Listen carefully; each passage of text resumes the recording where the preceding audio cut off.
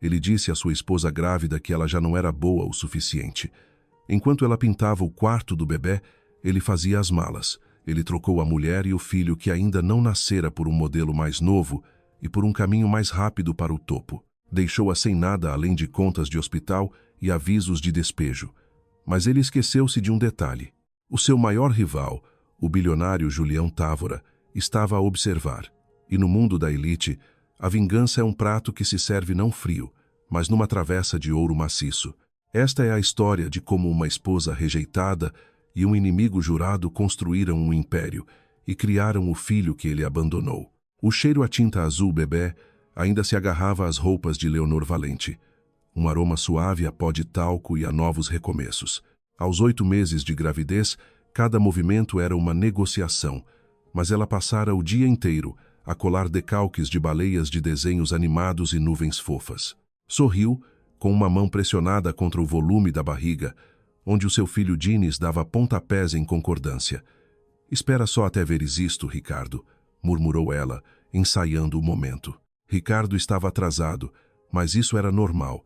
O seu trabalho na Vasconcelos Financeira era o seu mundo inteiro. Ele estava à beira de uma grande promoção, uma parceria que finalmente os catapultaria para a estratosfera social que ele tanto ansiava. O som da chave na fechadura da sua penthouse na Avenida da Liberdade soou mais agudo do que o habitual. «Ricardo, chegaste», chamou Leonor, caminhando com dificuldade para fora do quarto do bebê. «Tens de ver o que eu». Ela parou.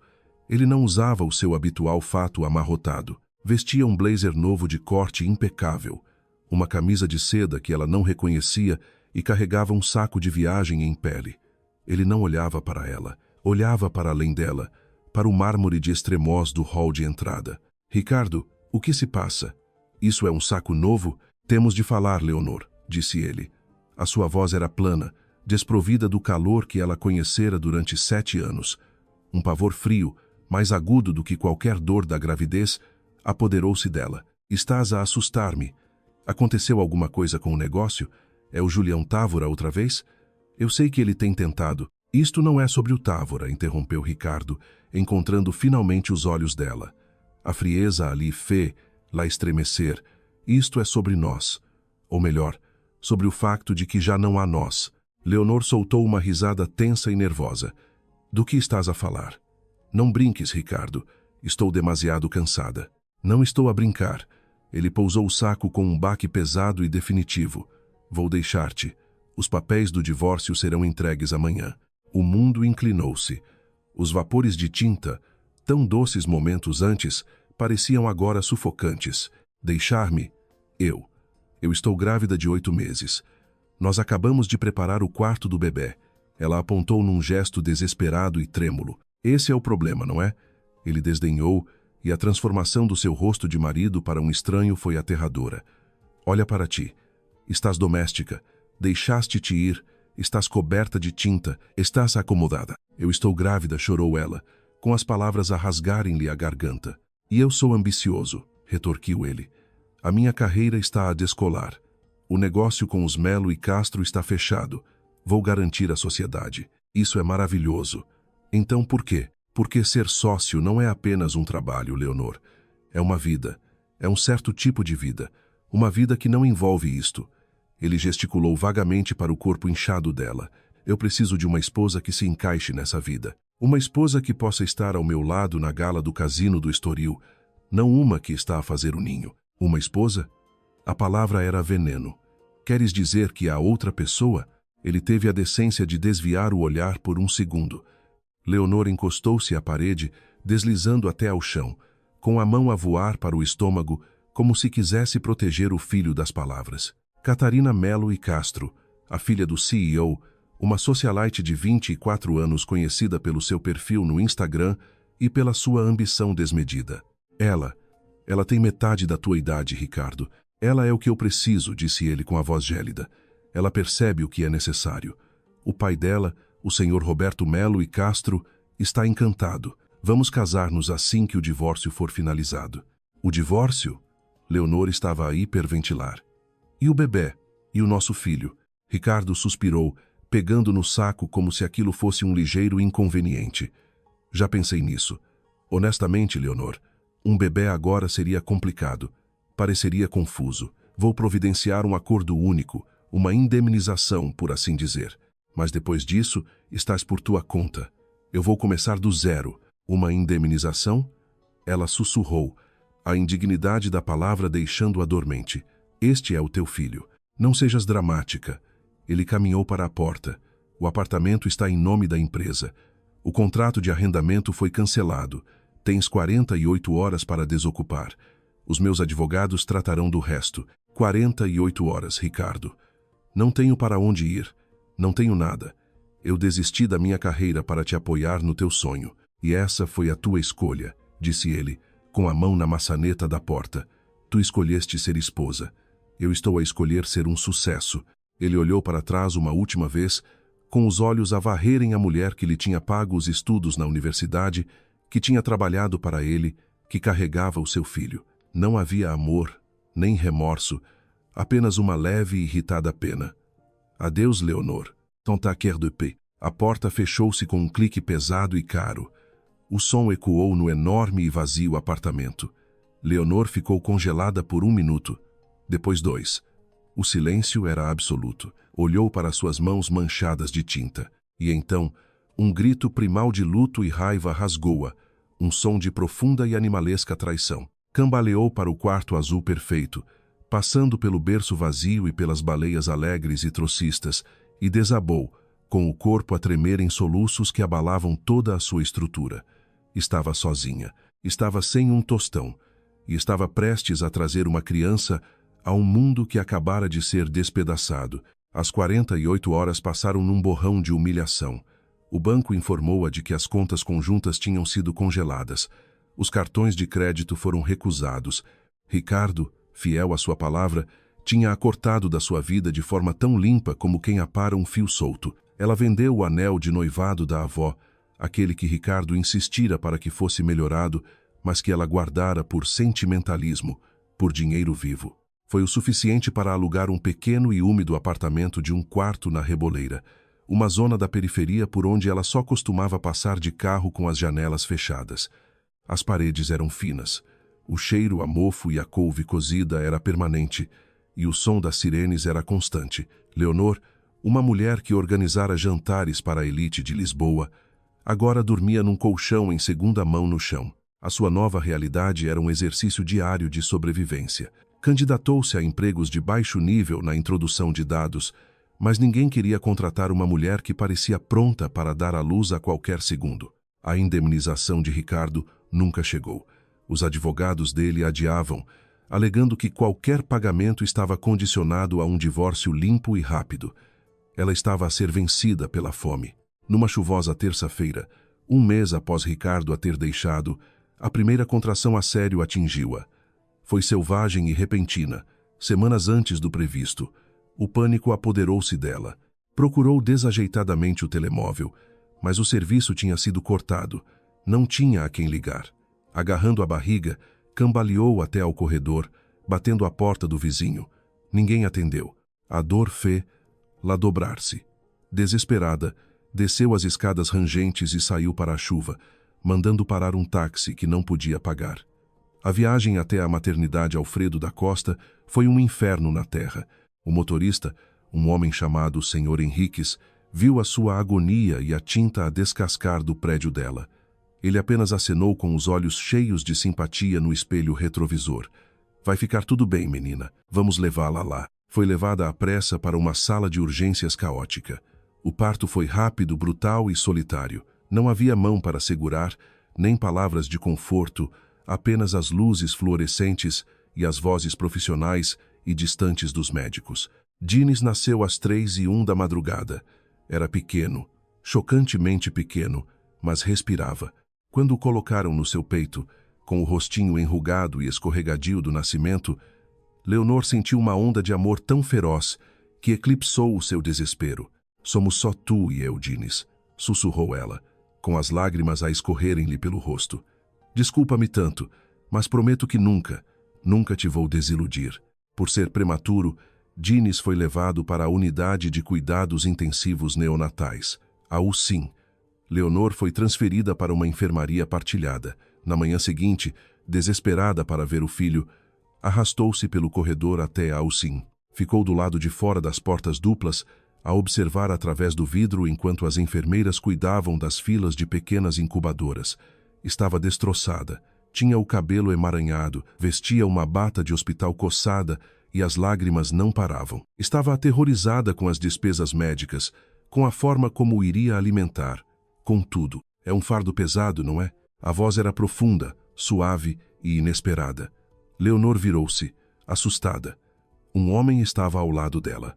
Era alto, impecavelmente vestido com um fato feito à medida no Príncipe Real, que provavelmente custava mais do que as poupanças de toda a sua vida. Tinha olhos penetrantes e inteligentes, e cabelos escuros a começar a pratear nas têmporas. Parecia completamente deslocado no sombrio corredor do hospital. Ele também olhava para dentro da UCIM. "Oh, o meu filho está lá dentro", conseguiu dizer Leonor, limpando o rosto. "Os gêmeos da minha irmã", disse ele, com o olhar fixo numa incubadora específica. "Nasceram cedo demais." Ele ficou calado por um momento, um vislumbre de vulnerabilidade a cruzar-lhe o rosto antes de ser substituído por uma máscara de controlo educado. Virou toda a sua atenção para Leonor. "A senhora parece ter passado por uma guerra." "Algo parecido", sussurrou ela. Ele estudou-a, com um olhar analítico, mas não indelicado. "Este é um lugar difícil para se estar sozinho." Ele meteu a mão no bolso interior do casaco e tirou um fino cartão de visita preto mate. "Sou Julião Távora." A respiração de Leonor falhou. Julião Távora. O nome foi como um trovão. Este era o inimigo mortal de Ricardo. O homem com quem Ricardo passara anos a lutar, o homem que ele culpava por cada negócio que corria mal, o homem a quem ele chamava em privado de tubarão. Julião pareceu não notar a reação dela. "A fundação da minha família patrocina esta ala neonatal. Os assistentes sociais aqui são excelentes, mas estão sobrecarregados. Se precisar de alguma coisa, leite adaptado, um lugar seguro para viver, aconselhamento jurídico, ligue para o número neste cartão. Peça para falar com a Sara. Ela contornará a burocracia." Leonor olhou fixamente para o cartão. "Indústrias Távora." Eu não posso", gaguejou ela. "Isto não é caridade", disse Julião, com voz firme. "É um investimento. Crianças saudáveis fazem uma cidade saudável. A fundação existe para resolver problemas. E parece que a senhora tem vários." Deu-lhe um aceno profissional e seco. "Boa sorte com o seu filho." Afastou-se, com os sapatos caros silenciosos no linóleo. Leonor ficou a segurar o cartão, uma tábua de salvação da única pessoa no mundo que o seu ex-marido mais desprezava. As contas chegaram 2 dias depois. O total da assistência extra não coberta pelo Estado era astronômico, um valor tão alto que Leonor sentiu o ar abandonar-lhe os pulmões. A assistente social do hospital, uma mulher bondosa, mas estressada, informou-a de que, sem o seguro privado que Ricardo cancelara, certas despesas específicas seriam da responsabilidade dela. Estava encurralada. Podia declarar insolvência, mas isso arruinaria qualquer hipótese de conseguir um emprego ou um apartamento decente. Ou podia fazer a chamada. A sua mão tremia enquanto marcava o número no cartão de Julião Távora. Pediu para falar com a Sara, e a voz do outro lado, anteriormente brusca, aqueceu imediatamente. "O senhor Távora mencionou que a senhora poderia ligar. Como a podemos ajudar, dona Vasconcelos?" "Valente", disse Leonor, com o nome a saber as cinzas. Leonor Valente. Houve uma súbita inalação de ar do outro lado. Um momento. Foi colocada em espera por menos de 10 segundos antes de uma nova voz surgir na linha. Era o próprio Julião Távora. "Senhora Valente", disse ele. A cortesia desaparecera, substituída por um tom de súbito e intenso interesse. "Acabei de fazer a ligação." "Você é a mulher de Ricardo Vasconcelos." Ex-mulher, clarificou Leonor com a voz a tremer. "Ele deixou-me sem nada." Houve uma longa pausa. "Encontre-se comigo amanhã", disse Julião, "no meu escritório. Às 10 da manhã, traga todas as contas, todos os avisos, todos os documentos que tiver." Ele não esperou por resposta. A linha ficou muda. O edifício das indústrias Távora era uma lança de vidro e aço que perfurava o horizonte do Parque das Nações. Leonor, segurando o pequeno Dines a dormir num marsúpio emprestado, Sentiu-se impossivelmente pequena. Foi encaminhada para um escritório no último andar com uma vista que se estendia até a foz do rio Tejo.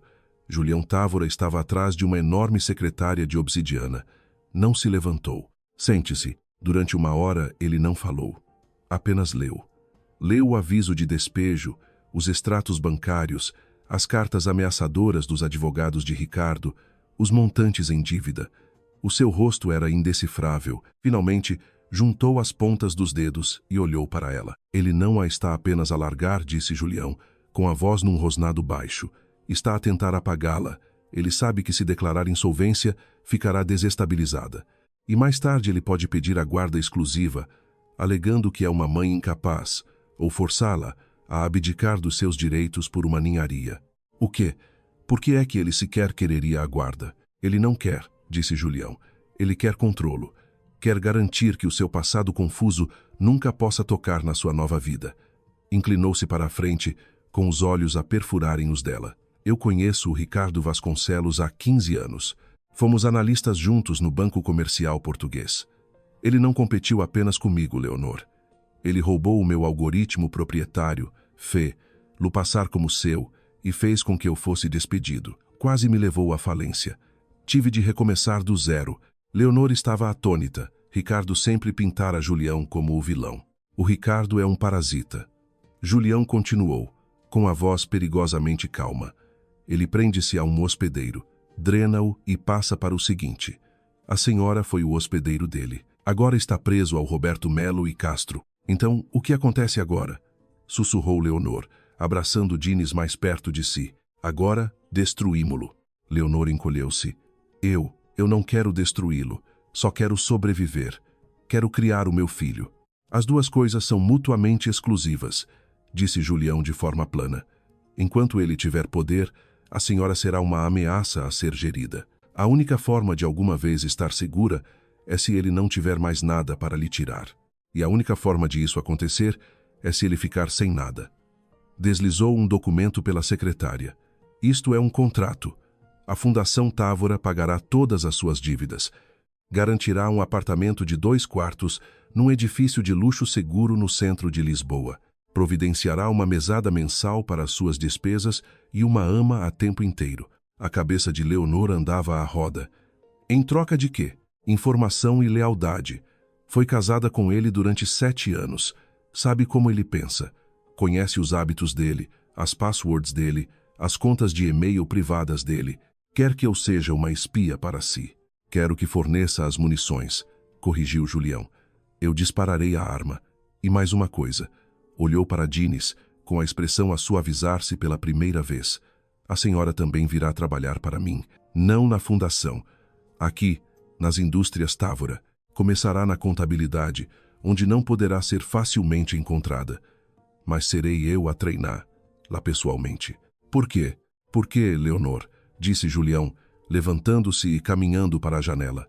O maior erro do Ricardo não foi apenas subestimar-me, foi subestimar-la a si. Ele acha que você é uma esposa doméstica. Eu li o seu histórico acadêmico enquanto estava na sala de espera. A primeira da sua turma em economia na Universidade Nova de Lisboa. É um tubarão, tal como eu. Ele apenas a forçou a nadar num aquário. Eu estou a oferecer-lhe o oceano. Leonor olhou para o contrato e depois para o filho a dormir. Aquilo não era apenas uma tábua de salvação. Era uma arma. E o Dines, disse Julião, será criado como o filho de um bilionário. Terá o melhor de tudo, segurança, educação e nunca terá de se interrogar se o pai o ama. Leonor pegou na caneta. Onde assino? Enquanto Leonor assinava a sua nova vida para a existência, Ricardo Vasconcelos vivia o seu sonho. O seu casamento com Catarina Melo e Castro foi o evento da temporada, uma exibição grotesca de riqueza e estatuto. Foi destaque na Vogue Portugal e na Exame. As fotografias estavam em todo o lado. Ricardo com um ar presunçoso e triunfante. Catarina, num vestido que valia mais do que uma casa, com um ar aborrecido e deslumbrante. Leonor viu as fotos no seu novo portátil, no seu novo e seguro apartamento. Sentiu uma breve e aguda pontada da sua antiga vida. Mas enquanto olhava para a imagem, não via o homem que amara. Via um alvo. Abriu um novo ficheiro encriptado e começou a digitar. Detalhou cada conversa privada, cada ambição sussurrada, cada atalho que Ricardo alguma vez cortara.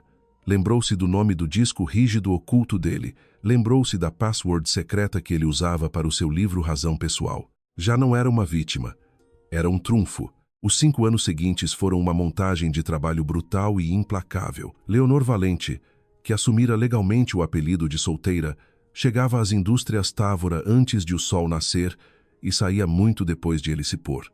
A ama, uma senhora bondosa chamada Fátima, partilhava efetivamente a educação de Dines. Fiel à sua palavra, Julião era um mentor exigente e brilhante. Não se importava com os sentimentos de Leonor. Importava-se com os resultados dela. Rasgou os 3 primeiros relatórios financeiros dela em pedaços, forçando-a a encontrar os erros. Colocou-a em negociações de alto risco e observou silenciosamente enquanto ela aprendia a lutar. O sentimentalismo é uma vulnerabilidade, Leonor, dizia ele, com a voz a ecoar na sala de reuniões a altas horas da noite. O Ricardo usou o teu sentimentalismo contra ti. Nunca mais permitas que isso aconteça. Neste mundo, ou és útil ou és invisível. Escolhe. Ela escolheu ser útil. Já não estava apenas na contabilidade. Em 2 anos, dirigia o departamento de aquisições. Em 4, tornou-se a diretora de operações oficial de Julião. Era ela quem estruturava os negócios, quem encontrava as fraquezas nos concorrentes, quem fechava os contratos. E a previsão de Julião estava certa.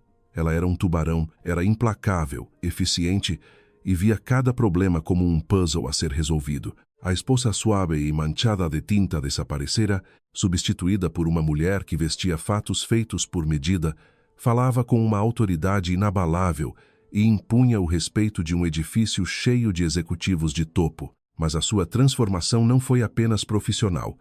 A sua relação com Julião tinha evoluído. Não era um romance.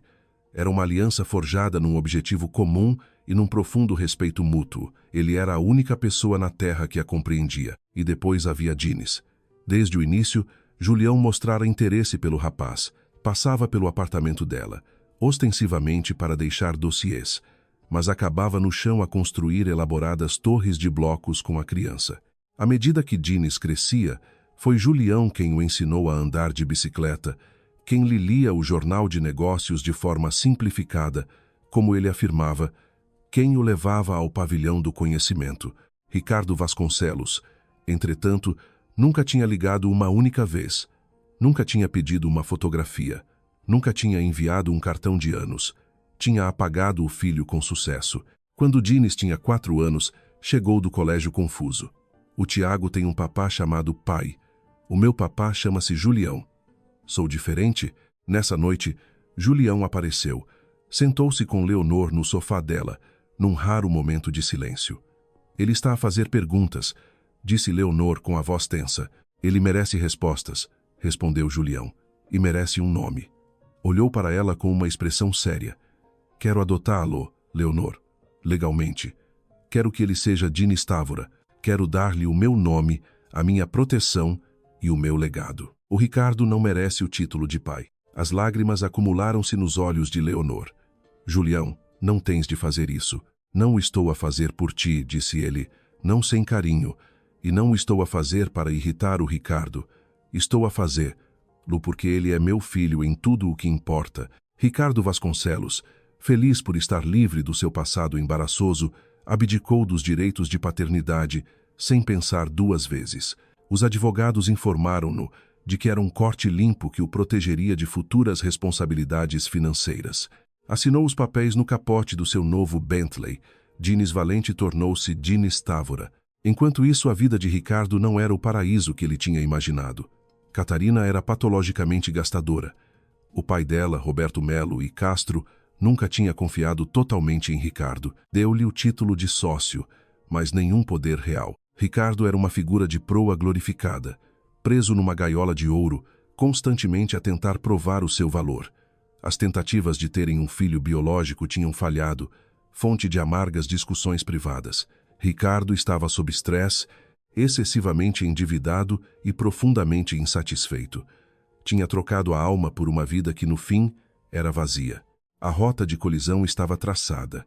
Aconteceria na gala anual no Casino do Estoril, o auge do calendário social lisboeta. Leonor, como diretora de operações das indústrias Távora, marcava a presença pelo braço de Julião. Usava um vestido azul meia-noite que moldava o corpo.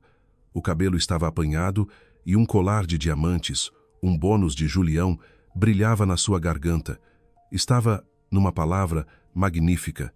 Ricardo estava lá com Catarina, a fazer charme, desesperado por conseguir um novo cliente. Ria-se da má piada de um banqueiro, quando a sala subitamente ficou em silêncio. Julião Távora tinha chegado. Ricardo colou um sorriso falso no rosto, pronto para ignorar o rival, mas depois viu a mulher com ele. Não a reconheceu, não de imediato. Esta mulher era elegante, poderosa e irradiava uma confiança gélida e hipnotizante. Ela riu de algo que Julião disse. E o som era familiar. O sangue dele gelou. Ele olhou fixamente. O cabelo estava diferente. O corpo estava tonificado e forte. O rosto estava definido por uma nova e duramente conquistada beleza. Mas era ela. Leonor, murmurou ele, quase sem fôlego. Catarina, notando a distração dele, seguiu-lhe o olhar. Quem é aquela? Está com o Távora. É a nova namorada dele? Ricardo não conseguiu falar. Apenas olhou fixamente enquanto Julião Távora, o seu maior inimigo, colocava uma mão protetora na base das costas da sua ex-mulher, a esposa que ele deitara fora como lixo. Os olhos de Leonor varreram a sala, frios e avaliadores. Encontraram os de Ricardo. Ela não vacilou, não ofegou, nem sequer registrou choque. Sustentou o olhar dele por um único e devastador segundo. Depois olhou através dele como se ele fosse um empregado de mesa e virou-se novamente para Julião, descartando-o por completo. Naquele momento, Ricardo Vasconcelos soube que tinha cometido um erro catastrófico. A gala foi o primeiro tremor. O terremoto ainda estava para vir. Ricardo foi para casa a suar frio. Revirou o escritório, desenterrando os antigos processos empoeirados de Leonor. Economia na Universidade Nova, murmurou ele, com as palavras a soarem agora como uma ameaça. Ele tinha visto a forma como Julião Távora olhava para ela, não com luxúria, mas com o respeito que um jogador de poder concede a outro. Ela é a diretora de operações dele. Sussurrou, com a constatação a atingi-lo. Ela não é o par dele. Ela é a número 2 dele. Ligou para o advogado. Aquele divórcio, aquela indemnização. Ela nunca chegou a descontar o cheque, pois não? Não, senhor Vasconcelos, respondeu o advogado, confuso. Ela desapareceu. Presumimos que ela... Bem, não importa. Está resolvido. Arranje-me tudo o que puder sobre Leonor Valente, disparou Ricardo. Agora, o que ele encontrou aterrorizou-o. Leonor não era apenas a diretora de operações. Era a arquiteta das aquisições hostis mais agressivas e bem-sucedidas da Távora. Era conhecida na praça financeira como a cirurgiã, pela forma como desmantelava empresas em falência e absorvia os seus ativos. E as indústrias Távora tinham se tornado na principal concorrente pelo contrato mais importante da carreira de Ricardo. O projeto da nova rede energética de Lisboa. Era um contrato de milhares de milhões de euros, um projeto de legado que remodelaria a rede elétrica da cidade. A empresa dos Melo e Castro precisava dele. Roberto Melo e Castro tinha investido pesadamente, alavancando outros ativos, prometendo à Câmara Municipal um prazo que os seus próprios engenheiros consideravam irrealista. Ricardo estava encarregado da apresentação. Se falhasse, não perderia apenas o emprego. Ele e o sogro estariam arruinados. Passou semanas a preparar a apresentação, com as mãos a tremer. Já não competia contra Julião Távora, o rival que compreendia. Competia contra Leonor, a mulher cujas forças ele tinha confundido com fraqueza. Chegou o dia da apresentação. A sala de reuniões da Câmara Municipal de Lisboa era um espaço vasto e intimidador de vidro e madeira escura, dominado por uma mesa em forma de U, onde se sentavam os vereadores, com os rostos impassíveis. Ricardo e a sua equipa apresentaram primeiro. Ele tentou ser o vendedor carismático de sempre, mas a sua voz era frágil. Fez grandes promessas, mostrou projeções vistosas, enfatizou o nome Melo e Castro. Conseguia sentir o ceticismo do conselho. A sua apresentação era todo estilo e zero substância. Obrigada, senhor Vasconcelos, disse a presidente da Câmara, com um tom frio. Ouviremos agora a apresentação das indústrias Távora. A porta abriu-se. Julião Távora entrou. Ao lado dele, segurando um tablet fino, estava Leonor Valente. Tomaram os seus lugares. Bom dia, começou Julião, com a voz a preencher a sala. Todos sabemos que o futuro desta cidade depende de infraestruturas que não sejam apenas ambiciosas, mas impecáveis. A minha empresa construiu uma reputação baseada na execução perfeita. Mas a pessoa que desenhou toda esta proposta, a mente por trás de cada dado, é a minha diretora de operações, a senhora Leonor Valente. A palavra é dela. Julião sentou-se. Leonor permaneceu de pé. Fixou os olhos em Ricardo. Ele sentiu uma gota de suor escorrer-lhe pelas costas. Bom dia, disse ela. A sua voz era calma, clara e cortava o ambiente da sala como um diamante. O senhor Vasconcelos apresentou-vos um belo sonho. Eu estou aqui para vos apresentar uma realidade. Durante os 30 minutos seguintes, ela não apresentou apenas o seu próprio plano. Aniquilou sistematicamente, e sem um pingo de emoção, o dele. A proposta do senhor Vasconcelos, na página 8, promete um prazo de conclusão de 24 meses. A nossa análise, baseada em registros públicos da sua cadeia de abastecimento e compromissos laborais atuais, mostra que este é um projeto de, no mínimo, 48 meses. Ou estão a mentir a este executivo, ou estão a mentir aos seus acionistas. Qual das duas é? Ricardo ergueu-se a meio. Isso é uma acusação escandalosa. Leonor nem sequer olhou para ele. Olhou para os vereadores.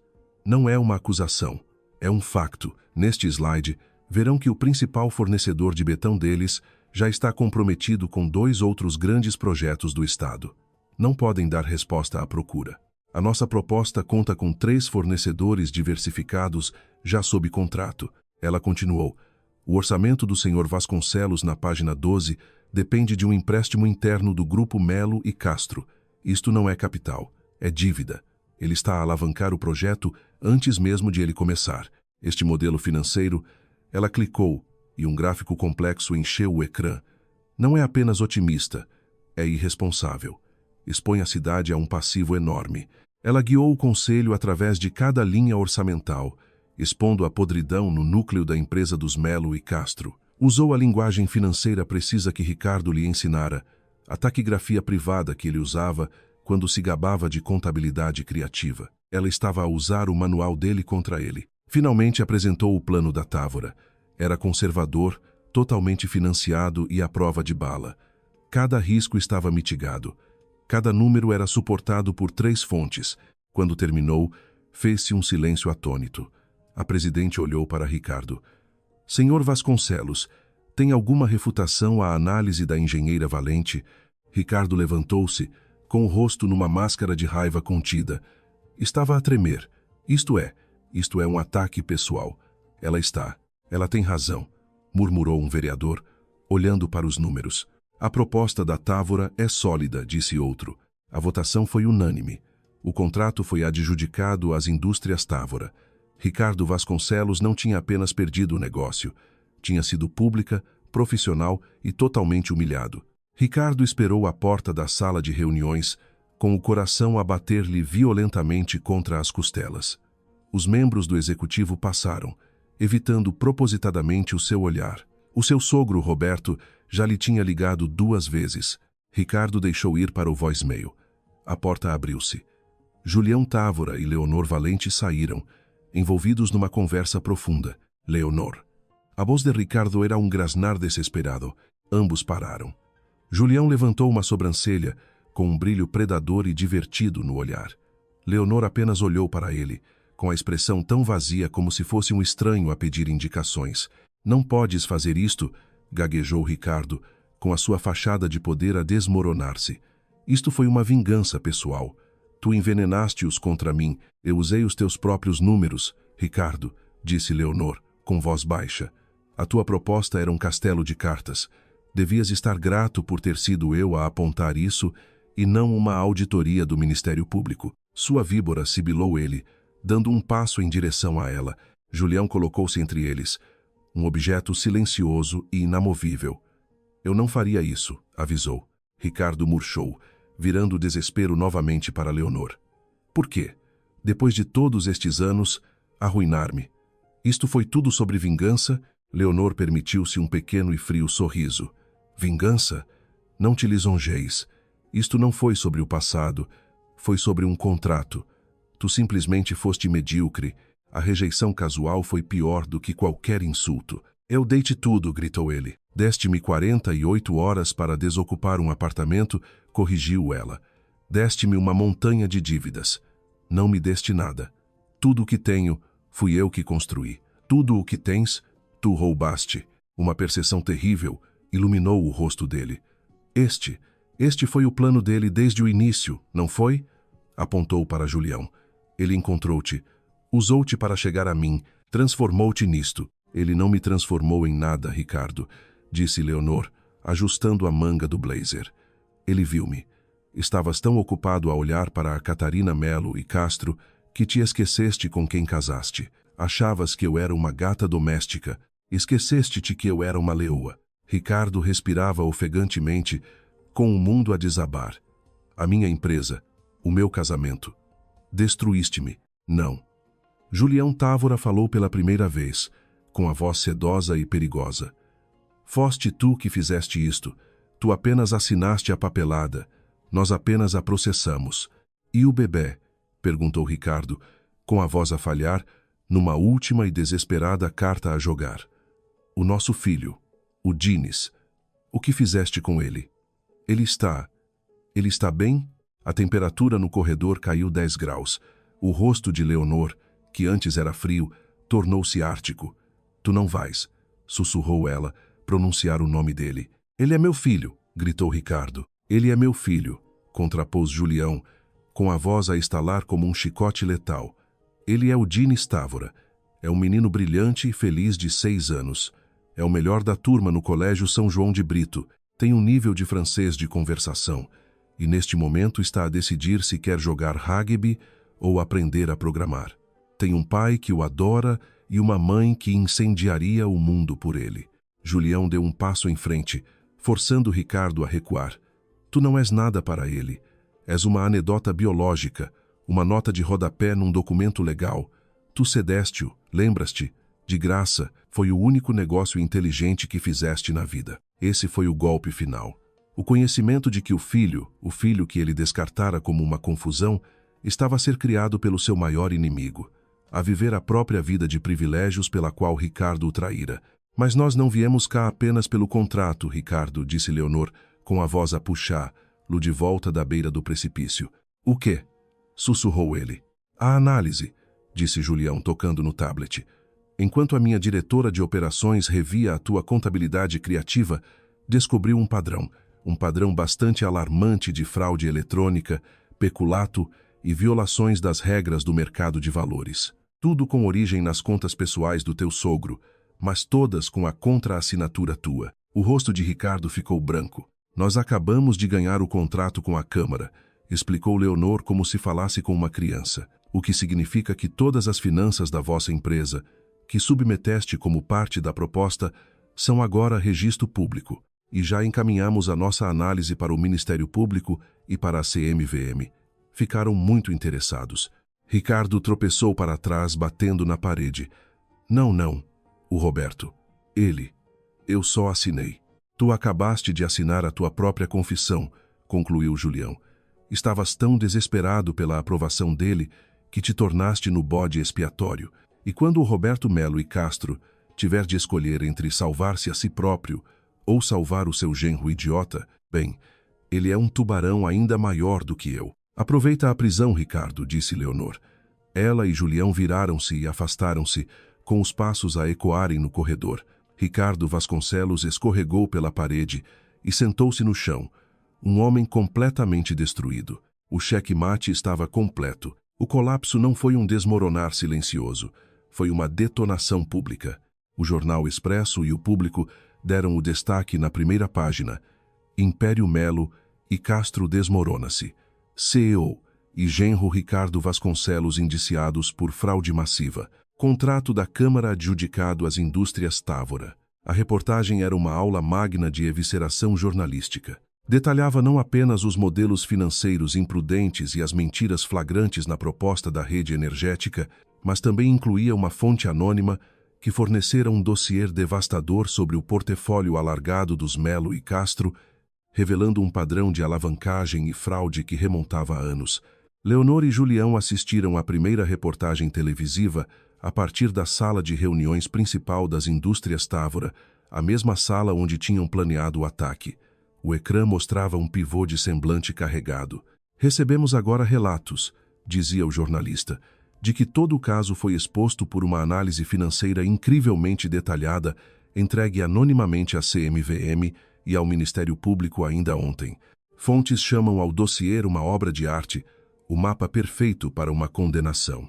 Julião permitiu-se um pequeno e fino sorriso, erguendo o copo de uísque para Leonor. Uma obra de arte, engenheira valente, o seu melhor trabalho, creio eu. Apenas organizei os dados que ele forneceu, respondeu Leonor com a voz fria, embora uma faísca de sombria satisfação lhe iluminasse os olhos. O Ricardo sempre foi descuidado. As câmaras cortaram para um direto. Era Catarina Vasconcelos, nascida Melo e Castro, a emergir de uma carrinha de luxo preta, protegida por 2 seguranças maciços, a abrir caminho por entre uma falange de repórteres. Parecia aterrorizada, com o rosto pálido sob a maquilhagem perfeita.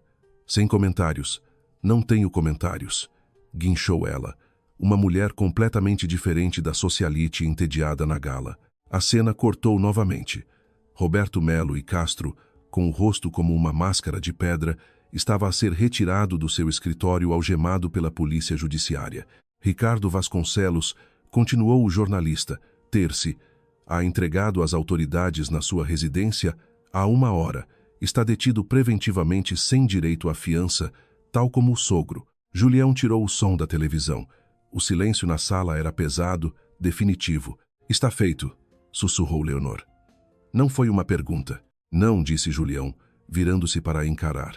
O xeque-mate está completo, mas o jogo não acaba até o rei estar fora do tabuleiro. Agora vão virar-se uns contra os outros. A previsão de Julião foi, como sempre, precisa. Os laços de casamento e família, construídos sobre uma fundação de ganância mútua, desintegraram-se ao primeiro contacto com consequências reais. Ricardo, sentado numa cela branca e esterilizada, teve direito a um telefonema. O seu advogado já estava a caminho, mas ele não ligou ao advogado. Ligou à mulher. Catarina, graças a Deus, suspirou ele, com o auscultador escorregadio de suor. Ouve-me. É tudo um mal-entendido. É um ataque hostil do Távora. Preciso que o teu pai... O meu pai? A voz de Catarina era um sibilar venenoso. O meu pai está numa cela ao lado da tua. A imprensa está à porta da minha casa. As finanças estão a arrestar a casa, os carros. As minhas contas estão congeladas. Ricardo. Catarina, amor, acalma-te. Estamos nisto juntos. Eu consigo resolver isto. Só preciso que tu... Nós não estamos em nada, gritou ela, com um som tão estridente que o fez afastar o telefone do ouvido. Os advogados do meu pai estão aqui. Eles disseram que tu fizeste isto. Tu falsificaste a assinatura dele nos documentos finais de transferência. Tu usaste-me. Usaste o nosso casamento para chegar à empresa dele. Arruinaste-me. Isso não é verdade, gritou ele, com o pânico a subir-lhe a garganta. Ele disse-me para assinar. Era o plano dele. És um mentiroso, soluçou ela. Eu sou uma Melo e Castro. Não vou afundar contigo. Os advogados estão a tratar do divórcio. Acabou. Nunca. Mas nunca mais ligues para este número. A linha ficou muda. Ele ficou a olhar para o auscultador, com o tom de marcação a zumbir em tom de troça. Não tinha dinheiro. Não tinha aliados. Não tinha esposa. Estava, pela primeira vez na vida, completa e absolutamente sozinho. A traição seguinte foi ainda mais pública. 2 dias depois, Roberto Melo e Castro, tendo os advogados conseguido uma fiança astronômica, deu uma conferência de imprensa, ficou num pódio, ladeado por uma falange dos advogados mais caros de Lisboa. Parecia solene, de coração partido e incrivelmente convincente. Apresento-me hoje perante vós, começou, com a voz embargada por uma emoção ensaiada, como um homem e um pai que foi enganado, abusado por um parceiro de confiança, o senhor Ricardo Vasconcelos, que explorou a sua posição e o seu casamento com a minha inocente filha para perpetrar uma série hedionda e sofisticada de crimes financeiros. Numa sala de detenção, à espera de ser transferido, Ricardo assistiu à conferência de imprensa numa pequena televisão de imagem difusa. O seu estômago transformou-se em gelo. Este homem, continuou Roberto, entrou na minha família, na minha empresa, e envenenou-a sistematicamente por dentro. Nós, no Grupo Melo e Castro, fomos, tal como a cidade de Lisboa, vítimas da sua ambição sociopata. Colaboraremos totalmente com o Ministério Público para garantir que o Sr. Vasconcelos, e apenas o Sr. Vasconcelos, seja levado à justiça. Ricardo deixou-se cair no banco de metal. Bode expiatório. Ele era o bode expiatório, o culpado de serviço. O parasita, como Julião lhe chamara, estava a ser queimado pelo seu hospedeiro. O julgamento foi uma formalidade, uma execução pública. Durou menos de uma semana. O caso da acusação foi construído sobre a análise impecável que Leonor fornecera. Um perito financeiro guiou os juízes pelo rastro digital, pelos livros razão ocultos, pelas transferências codificadas, todas e cada uma delas. Embora parte do esquema de Roberto exibisse a assinatura digital de Ricardo, ele estivera tão ansioso por provar o seu valor, tão ansioso por ser sócio, que tinha assinado pessoalmente cada ato ilegal. Roberto testemunhou contra ele. Catarina testemunhou contra ele, a chorar enquanto descrevia como ele a enganara. O momento mais condenatório chegou antes da leitura da sentença. A acusação introduziu um documento. Meritíssimo juiz, disse o procurador. Desejamos estabelecer um padrão claro de comportamento. Temos uma declaração do impacto da vítima por parte do Sr. Julião Távora, CEO das Indústrias Távora, detalhando como, há 15 anos, o arguido lhe roubou dados proprietários no Banco Comercial Português, um ato que arruinou profissional e financeiramente o Sr. Távora na altura. Isto não foi um erro isolado, meritíssimo. Isto é quem o arguido é. A cabeça de Ricardo ergueu-se de repente. Olhou para a bancada da acusação, atordoado. Távora. Isto foi tudo, Távora. O juiz leu a declaração, com a expressão a endurecer. Olhou para Ricardo, com os olhos cheios de desprezo. Senhor Vasconcelos, o senhor é a pior espécie de predador. Não um que usa uma arma, mas um que se aproveita da confiança dos seus parceiros, dos seus investidores e da sua família. É um homem de profunda inteligência e carisma e usou esses dons para nada além de ganho parasitário. Não demonstrou qualquer remorso, apenas surpresa por ter sido apanhado. O olhar do juiz recaiu sobre um processo separado e selado na sua secretária, aquele que continha a renúncia aos direitos de paternidade. Deixou um rastro de vidas arruinadas, disse o juiz, baixando a voz. É a opinião deste tribunal que o senhor é um perigo para a segurança financeira desta comunidade. Por todos os crimes de burla qualificada, falsificação de documentos e fraude fiscal, condeno-o a 15 anos de prisão efetiva. O martelo bateu. Ricardo Vasconcelos, o homem que usara fatos de milhares de euros, ficou ali parado, com o rosto completamente em branco. Não se enfureceu, não chorou, apenas murchou. O homem presunçoso e ambicioso desaparecera. Tudo o que restava era uma casca oca e vazia. A vida de Leonor seguiu em frente. O ano que se seguiu não foi sobre celebrar a queda de Ricardo, foi sobre construir. O projeto da nova rede energética, sob a sua liderança meticulosa e exigente, foi lançado antes do prazo. As indústrias Távora tornaram-se na corporação mais poderosa e respeitada do país. Leonor, a cirurgiã, era agora uma das mulheres mais poderosas de Portugal. Mas a sua transformação foi mais do que profissional. A aliança com Julião, forjada na vingança, fora temperada pelo tempo, pelo respeito mútuo e pelo profundo amor partilhado por uma criança. As madrugadas na sala de reuniões foram substituídas por jantares em casa. A sua nova casa, uma vasta mas acolhedora quinta em Sintra, era um santuário. Era uma noite de terça-feira, um ano após o julgamento. Leonor estava sentada na enorme ilha da cozinha, com um tablet numa das mãos, enquanto Diniz, agora com 7 anos e incrivelmente perspicaz, explicava o seu modelo do sistema solar a Julião. E vê lá, pai, disse Diniz, apontando um dedo pequeno. Marte é vermelho por causa do óxido de ferro, que é ferrugem. É um planeta enferrujado. Exatamente, disse Julião, com o foco inteiramente no filho. Tinha tirado o casaco do fato. A gravata estava desapertada, e o homem que o mundo conhecia como o tubarão ouvia pacientemente um aluno da escola primária.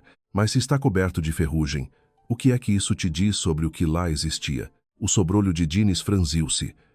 A ferrugem precisa de água e oxigênio. Espera. Havia água em Marte? É o que a ciência sugere, disse Julião, a sorrir. Leonor observava-os, com um calor a espalhar-se-lhe pelo peito que nada tinha a ver com poder ou lucro. Isto era real. Esta era a vida pela qual ela estivera a lutar, mesmo quando não o sabia. Julião cruzou o olhar com o dela, e o seu sorriso alargou-se. Foi um momento partilhado e silencioso de pura satisfação. O passado, no entanto, não estava totalmente enterrado. Uma tarde, Diniz chegou do colégio com um ar perturbado. Mãe, perguntou, largando a mochila. A mãe do Tiago leu-lhe uma história no jornal. Ele disse, o meu outro pai está na cadeia. É o Ricardo? O coração de Leonor apertou-se. Ela e Julião tinham concordado, sempre a verdade, mas sempre apropriada à idade. Ela ajoelhou-se, pegando nas mãos dele. Sim, meu amor, isso é verdade. Lembras-te quando falamos sobre regras? Perguntou com suavidade. Como temos de dizer a verdade e não podemos tirar coisas que não são nossas? Ele assentiu. Bem, o Ricardo quebrou algumas regras muito grandes e muito importantes. Ele tirou coisas que pertenciam a outras pessoas e mentiu sobre isso. E quando os crescidos fazem isso, têm de ir de castigo para não magoarem mais ninguém. A prisão é um castigo para crescidos. Ele processou a informação. Então, ele é um homem mau. Ele é um homem que fez muitas escolhas muito más, disse Leonor com cuidado. Julião, que estava parado à porta, entrou. Ele é o teu pai biológico, Diniz. A sua voz era firme, mas bondosa. Isso significa que ele ajudou a fazer-te. É um facto, como o céu ser azul, mas é só isso. Um pai é alguém que está aqui. Alguém que te ajuda com os trabalhos de casa, que te lê histórias e que te ensina a ser um bom homem. Diniz olhou de um para o outro. Depois lançou-se sobre Julião, abraçando-o pela cintura. Como tu, pai. Tu és o meu pai. Os braços de Julião envolveram-no e ele descansou o queixo no topo da cabeça do filho. Tinha os olhos fechados, apertados de emoção. Campeão, sussurrou. Como eu. Para Diniz, o assunto ficou encerrado. Ricardo não era um monstro nem uma tragédia. Era apenas uma explicação, uma pergunta respondida. Era, numa palavra, irrelevante. Passou mais um ano. Era uma tarde de sábado fria e luminosa em outubro. Diniz, agora com 8 anos, estava na longa entrada da quinta, com o rosto numa máscara de intensa concentração. Estava a aprender a andar de bicicleta sem as rodinhas. Consegues, Diniz, chamou Leonor do terraço. A rir. Continua a pedalar. Olhos levantados, campeão. Olha para onde queres ir, gritou Julião, em pé no relvado, com as mãos nos bolsos. Diniz oscilou, corrigiu demais e tombou num monte dramático e risonho na relva macia. Consegui, mãe. Pai, viste? Andei uns 3 metros. Nós vimos. Julião riu, caminhando para o ajudar a levantar e verificar o capacete. Leonor observava-os. A imagem perfeita de pai e filho, o seu filho, a sua família. Sentiu uma profunda sensação de paz. Julião despenteou o cabelo de Diniz e mandou-o tentar novamente. Voltou a pé para o terraço, onde uma pequena fogueira crepitava na lareira de exterior. Ficou ao lado de Leonor, mas a sua expressão estava pensativa. Segurava um único envelope de tamanho comercial. Isto chegou ao escritório, disse ele em voz baixa. Foi reencaminhado da antiga morada da fundação. Leonor olhou para ele. Estava endereçado a Leonor Vasconcelos. O remetente era o estabelecimento prisional da Carregueira. A caligrafia era pequena, cuidada e instantaneamente familiar. Era de Ricardo. Ela não sentiu nada. Não era verdade. Sentiu um vislumbre, não de dor ou amor, mas de um eco distante, o fantasma de uma vida diferente. É a primeira, murmurou ela. Ele é elegível para a liberdade condicional daqui a 5 anos. Provavelmente está a começar a sua campanha de perdão, disse Julião, com a voz dura. Queres saber o que diz? Leonor tirou-lhe a carta. Sentiu o papel, fino e barato. Olhou para a caligrafia que ela outrora conhecera em notas de amor, em cartões de anos, em listas de compras, quase conseguia adivinhar o conteúdo. Desculpas, culpas, autocomiseração e finalmente um pedido. Perdão, uma fotografia do filho, dinheiro. Olhou lá para fora, para o relvado. Diniz tinha conseguido equilibrar-se. Pedalava lentamente, depois mais depressa. O seu rosto era uma supernova de triunfo. Estou a conseguir, gritou ele de alegria. Ela olhou para Julião, que a observava a ela, não ao rapaz. O rosto dele não tinha julgamento, apenas confiança absoluta. Ele apoiaria qualquer escolha que ela fizesse. Leonor Valente, a mulher que tinha sido deixada sem nada, caminhou até a lareira de pedra. Segurou a carta sobre as chamas, vendo os bordos enrolarem-se e escurecerem. O nome Leonor Vasconcelos desapareceu primeiro. Ela deixou-a cair no fogo, e ambos observaram enquanto as palavras de Ricardo, fossem elas quais fossem, se transformavam em cinzas e fumo. O que achas que ele queria? Perguntou Julião, passando o braço à volta da cintura dela. Não importa, disse Leonor, encostando a cabeça no ombro dele. Ele chegou 6 anos atrasado. 8, corrigiu Julião, beijando o topo da cabeça dela. Ele já estava atrasado no dia em que saiu por aquela porta. Mãe! Pai! Olhem, sem as mãos! Gritou Diniz de imediato, oscilando e agarrando o guiador de novo, a rir histericamente. Julião riu-se, um som profundo e genuíno.